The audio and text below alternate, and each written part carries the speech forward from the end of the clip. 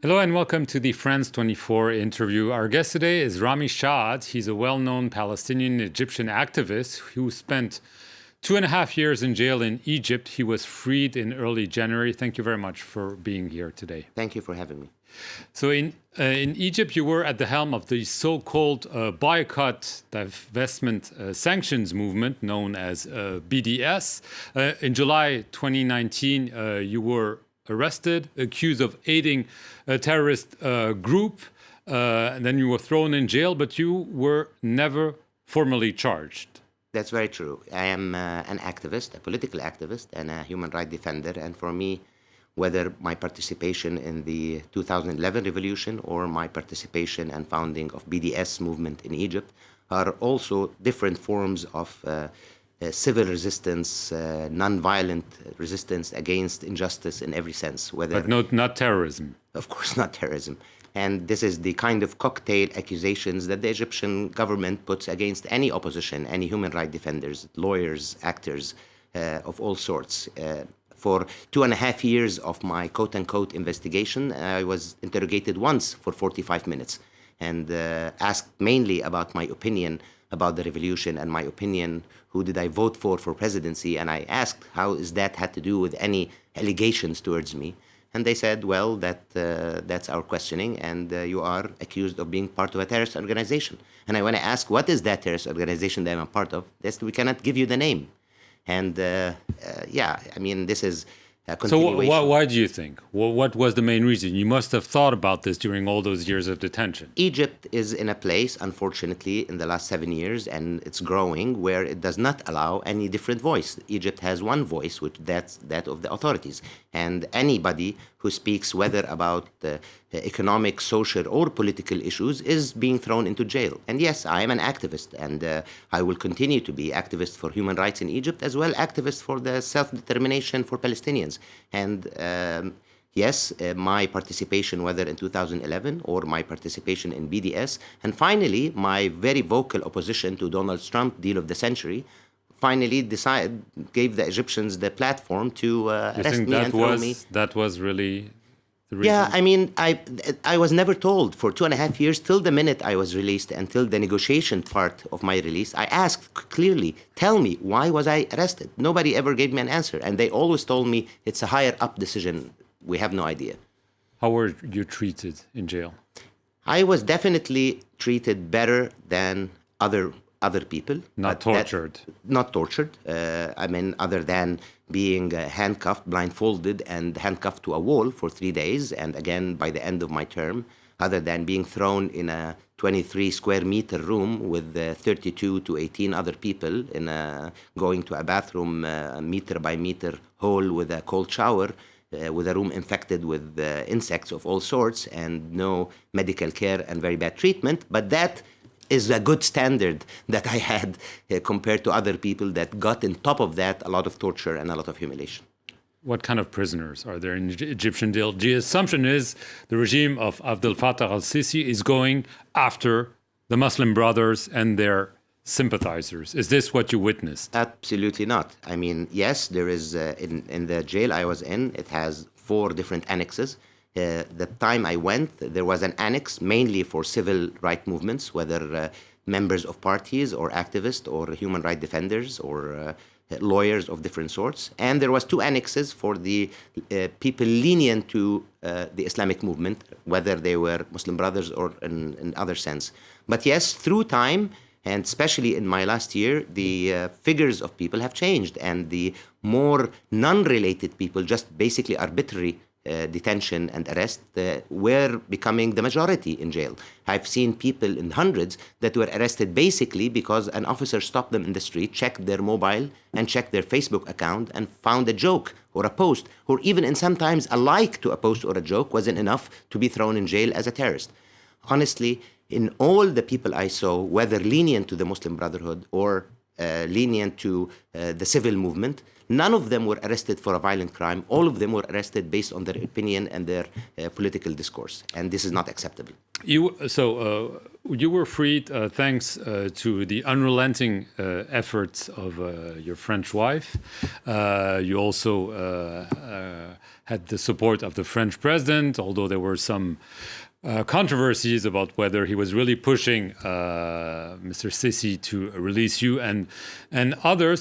However, the way you were released raises a few questions because it lasted a few weeks and then you were abruptly sent on a plane to Amman in Jordan, where people from the Palestinian Authority told you have to go to Ramallah, the administrative capital of Palestine. I mean, what happened? The Egyptian didn't want you to go to France, or? Okay, I'll definitely start with yes. It's the campaign my wife lovingly and brilliantly did that attracted so many people from around the world, attracted lawmakers from the European Parliament, from the French Parliament, and from Congress in support, a lot of dignitaries, a lot of Egyptian parties, and a lot of individuals around the world that finally got the attention of the French government and decided to pressure my release. And yes, I did thank Monsieur Macron, I do again, because he had a detrimental role in doing so. But yes, on the other hand, I urge him and I urge the rest of the European countries to do more into releasing the remaining 60,000 prisoners. We could not get them one by one and famous one by one. We need to have a different action to end this crisis of detainees. Yes, finally, in the day of my release and in the period prior to my release, they negotiated with me my renouncing my nationality and your Egyptian nationality. You had to do it. You had no choice. I had to do it. I had no choice. They told everybody, including French delegations, that we are not letting him go unless he renounces his nationality. It's a clear case of a blackmail for somebody in prison. And yes, they promised me that one, I will be able to travel to France because that was my choice, to be reunited with my wife. And secondly, that I will get the things they confiscated illegally from my home. And none of that happened, finally.